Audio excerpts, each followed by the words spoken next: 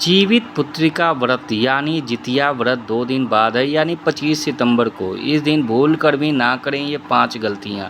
जानने के लिए हमारे चैनल को सब्सक्राइब करके वीडियो को लाइक शेयर जरूर करें। जीवित पुत्रिका व्रत या जितिया व्रत 25 सितंबर को रखा जाएगा। इस दिन माताएं अपनी संतान की उन्नति, उत्तम स्वास्थ्य और दीर्घायु के लिए निर्जला उपवास रखती है। शास्त्रों के अनुसार जीवित पुत्रिका व्रत के दिन घर में कुछ कार्य करने से बचना चाहिए। ऐसी गलतियां व्रत, उपासना और तपस्या को खंडित कर सकती है। जितिया व्रत निर्जला रखा जाता है। इस दिन जल की एक बूंद भी गले के नीचे नहीं उतार सकते।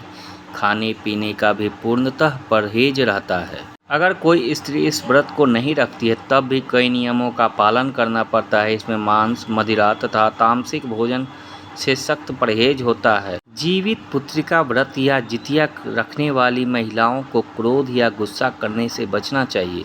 क्रोध या अपशब्दों से आपकी तपस्या भंग हो सकती है। जीवित पुत्रिका व्रत या जितिया रखने वाली महिलाएं दिन में नींद लेने से बचें।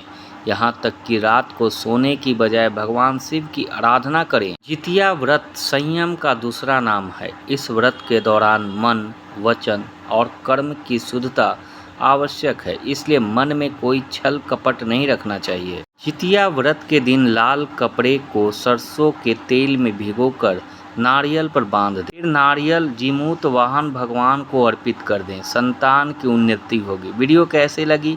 भगवान जीमूत वाहन को मानने वाले लोग कमेंट करके जरूर बताएं।